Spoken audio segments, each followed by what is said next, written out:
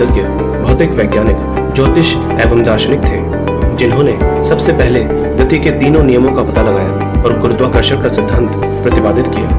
Newton ने गणित में कैलकुलस की नींव डाली तथा प्रिज्म की सहायता से सबसे पहले पता लगाया कि श्वेत रंग वास्तव में 7 रंगों से मिलकर बनता है। 4 जनवरी 1643 को इंग्लैंड के एक छोटे से गांव के खेतों में बने एक छोटे से घर में एक कमजोर से बालक ने जन्म लिया। एक ऐसा नन्हा बालक जिससे जन्म के समय डॉक्टरों ने यह कह दिया था कि यह बालक शायद ही ज्यादा दिन तक जिंदा रह पाए, परंतु जब वह बड़ा हुआ तो उसने संसार की तमाम मान्यताओं को बदल कर रख दिया।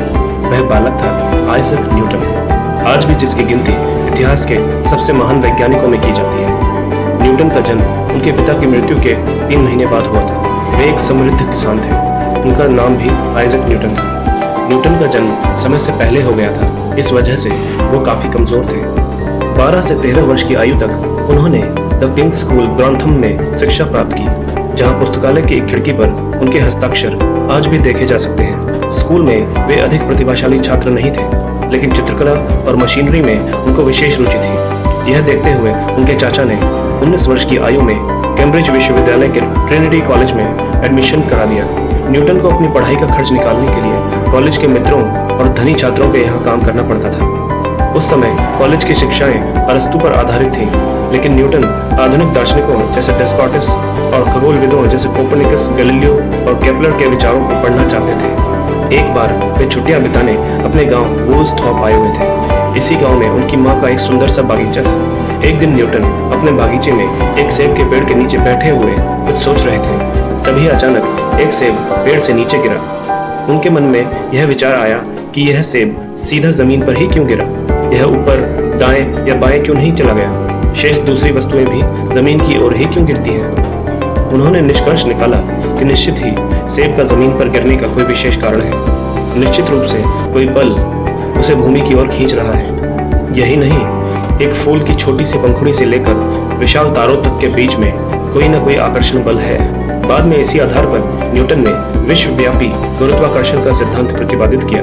इस सिद्धांत के अनुसार ब्रह्मांड में प्रत्येक वस्तु हर दूसरी वस्तु को एक आकर्षण बल द्वारा खींचती है, जो उसके द्रव्यमानों के गुणनफल के समानुपाती या दूरी के वर्ग के व्युत्क्रमानुपाती होता है। सन 1665 में न्यूटन ने कैम्ब्रिज विश्वविद्यालय से ही ग्रेजुएशन किया और सौभाग्यवश उस कॉलेज में उन्हें गणित के जाने माने प्रोफेसर आइजैक बैरो के साथ काम करने का अवसर प्राप्त हुआ, जिन्होंने न्यूटन की प्रतिभा को पहचान लिया था। इसके बाद 27 वर्ष की उम्र में न्यूटन ट्रिनिटी कॉलेज के प्रोफेसर बन गए। बाद में न्यूटन रॉयल सोसाइटी के अध्यक्ष भी बने।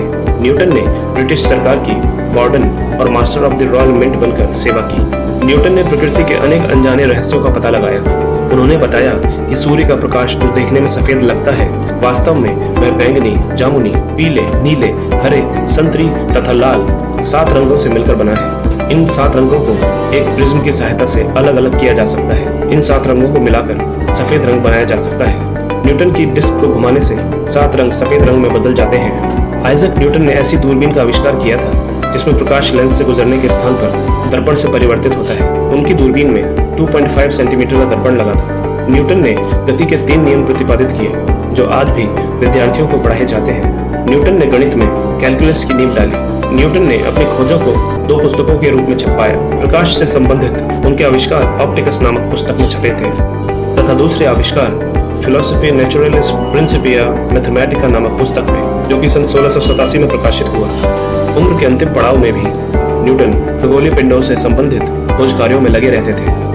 84 वर्ष की उम्र में भी वो रॉयल सोसाइटी की एक मीटिंग की अध्यक्षता करने गए, लेकिन लौटने के दौरान वे बीमार पड़ गए। 31 मार्च 1727 को उनका देहांत हो गया। यह कहना अतिशयोक्ति नहीं होगा कि आइजैक न्यूटन अकेले ऐसे वैज्ञानिक थे जिन्होंने आधुनिक विज्ञान के विकास में सबसे महत्वपूर्ण योगदान दिया था। उनके महान योगदान के लिए लोग उन्हें कभी नहीं भूल सकते। वीडियो में दिखाई गई जानकारी आपको अच्छी लगी हो तो फिर हमारे चैनल को लाइक और सब्सक्राइब शेयर कीजिए, ताकि हम ऐसी नई वीडियो सबसे पहले आप तक पहुंच सकें।